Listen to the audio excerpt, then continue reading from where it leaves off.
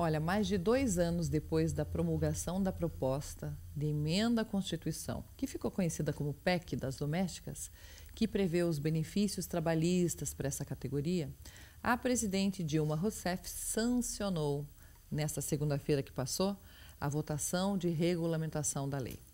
Olha, para saber mais sobre a PEC, sobre os direitos do empregado doméstico, é que eu estou recebendo aqui a doutora Cíntia Espósito. Seja muito bem-vinda, tudo bem? Bom dia. Primeira vez que te recebo aqui, É a primeira né? vez, com certeza. Muito obrigada pela sua presença, Nós tá? agradecemos o convite. Vamos começar com essa pergunta? Sim. O que é a PEC, que tanto se fala e muitas pessoas ainda não entendem? Então, como você mesmo falou, em 2013 teve essa proposta de emenda constitucional que foi promulgada, que era para poder estender esses direitos que já eram garantidos para outros empregados, para as domésticas, né?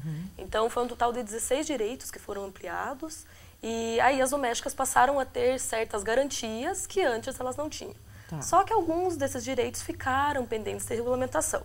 Então, este ano, agora no mês de junho, teve a aprovação da lei, realmente, que foi a 150/2015, o número da lei, Tá. e que esta lei veio regulamentar tudo aquilo que estava pendente e finalizar essa PEC das Tá, domésticas. então você vai tirar nossas dúvidas hoje para a Sim, gente com saber certeza. o que é que devemos realmente pagar, o que devemos fazer como empregador e a empregada ou o empregado saber os direitos Exatamente. que lhe servem, feito?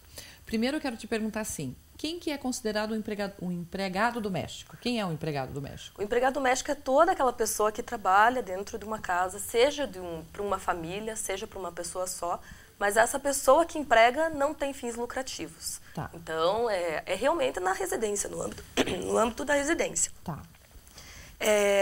Essa pessoa, ela, com certeza, a gente sabe dos benefícios econômicos, né, que é muito complicado, às vezes, a pessoa ter esse cuidador dentro de casa, essa babá. Então, quem é a empregada doméstica? Pode ser a doméstica em si, aquela que faz tua limpeza da tua casa, pode ser a babá, cuida das crianças, pode ser o cuidador de idoso, acompanhante, pode ser o motorista particular, o jardineiro.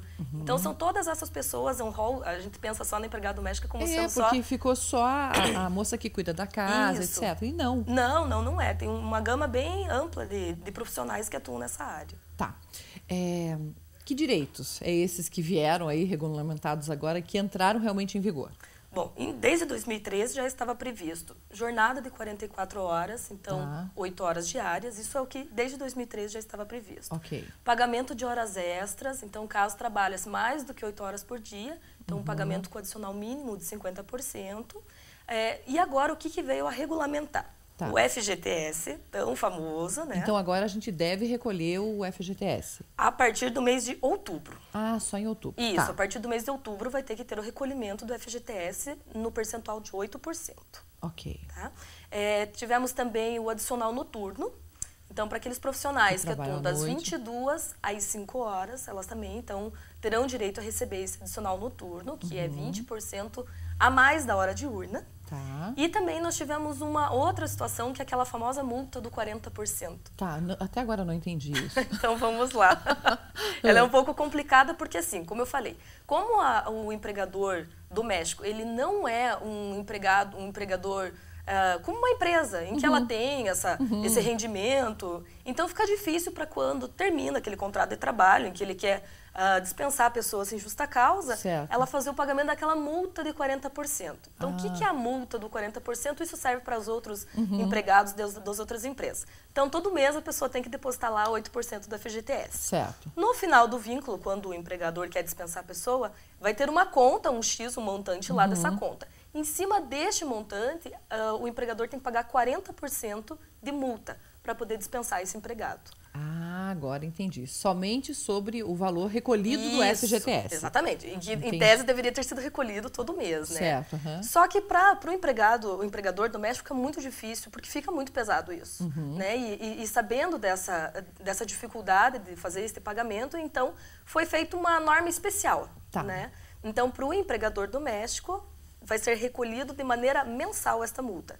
Então, todo mês... Já vai ser diluída. Já vai Ótimo, ser diluída. Então, todo mês ele tem que recolher 3,2% daquilo que é pago, do salário que ele paga para o seu empregado, durante todo o vínculo contratual. Chegou lá no final, quero dispensar o meu empregado sem justa causa, né? Sem motivo nenhum, eu quero encerrar o vínculo. ele vai ter lá todo o saldo, já está lá, pagar. Exatamente.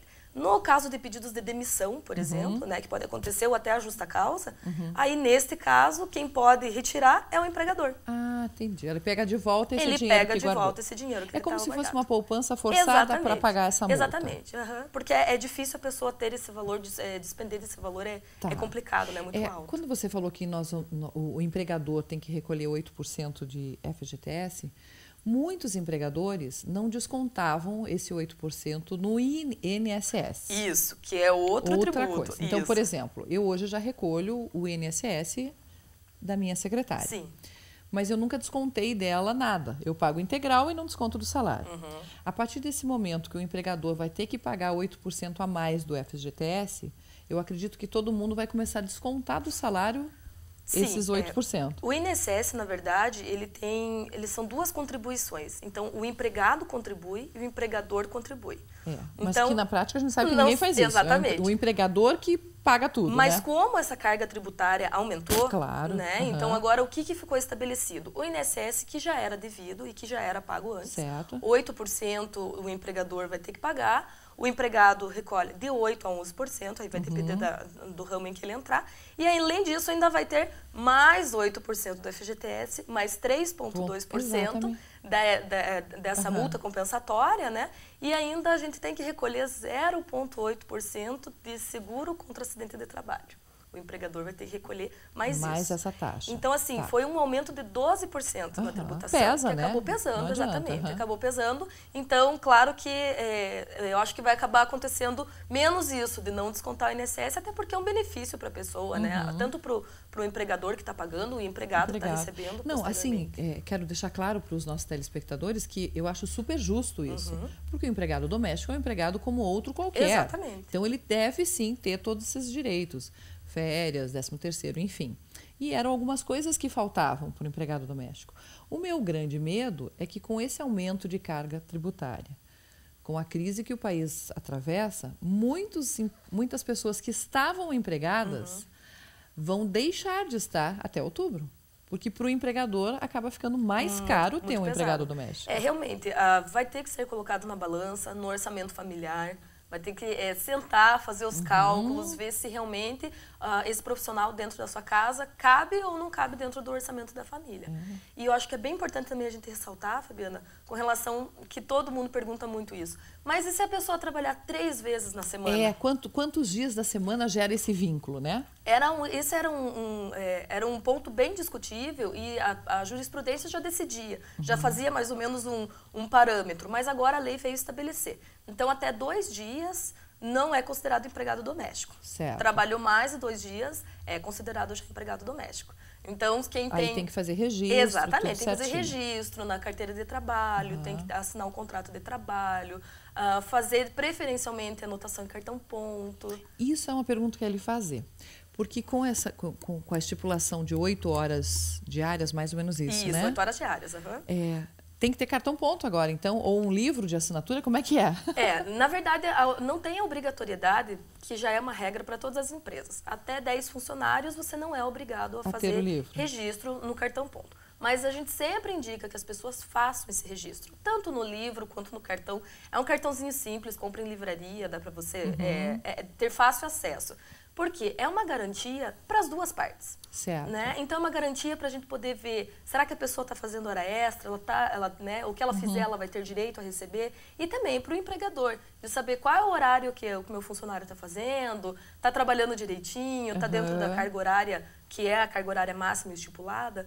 Então, a gente indica que, muito embora não seja obrigatória a anotação no cartão ponto, que seja feita a anotação. Tá.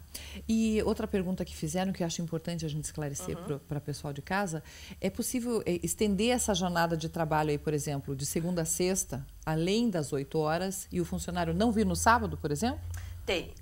Tem como fazer, então assim, para as horas extras, o limite, e que já é estabelecido em lei, são 2 horas extras por dia no máximo. Tá. Então, não se pode trabalhar mais do que seriam as 10 horas, exatamente. Mas existe uma possibilidade, e a lei traz de forma bem detalhada, inclusive, você fazer esse tipo de estipulação. Mas isso tem que ser feito um acordo entre as partes, por escrito, em que vai estar lá dizendo, olha, então essa pessoa não vai trabalhar às 4 horas do sábado, então como que vai ser? Eu vou diluir durante a semana. Então eu trabalho de segunda a quinta 1 hora a mais. Entendi. Ou na sexta-feira, daí eu trabalho 1 hora a menos, para poder fechar essas 44 horas. Pode ser de acordo pode, ali. Então pode ser. As pessoas sentam e... E também não tem necessidade de ser às 44 horas também. De repente, a minha necessidade, eu preciso só de 40 horas semanais. Eu preciso de menos. Ou de 180. Então, dá também para fazer essa contratação com uma jornada reduzida, que não seja essa jornada de 44 horas. E aí não vale para o salário mínimo, você faz proporcional ao número das horas. Proporcional. Agora, com relação até isso, é um ponto bem importante, que você falou do salário mínimo, né? Realmente ficou estabelecido para os empregados domésticos, eles têm que receber, no mínimo, o mínimo nacional. Só que em alguns estados, inclusive no Paraná, nós temos o uma mínimo opção de regional. Que é maior. É maior. Então, o mínimo regional. Hoje, o Paraná, na verdade, é o maior estado de todo o Brasil que tem o valor do mínimo mais alto. Tá. Mas se a pessoa que está assistindo mora no Paraná e paga o valor mínimo nacional, vale? Ou ela tem que pagar o mínimo nacional? O mínimo regional. Da região do Paraná. Isso é legal para você de casa saber. Exatamente. Tá. O que mais que eu ia te perguntar? Férias e 13º, como é que fica? A mesma coisa como eu falei antes. Tá. Normal. Férias de 30 dias. A lei trouxe algumas possibilidades. Redução de férias, então, que é o famoso a venda das férias. Né? Então, eu vou vender 10 dias, vou tirar só 20. Então, tem essa possibilidade. E o 13º, a mesma coisa, continua valendo as mesmas regras que antes já valiam. Tem que fazer o pagamento do 10º e tem que ser tirado as férias. Tem que ser certinho. Isso. Essas férias podem ser diluídas, podem ser separadas? Por exemplo, lá em casa a gente nunca faz 30 dias de férias, senão eu enlouqueço sem a minha funcionária.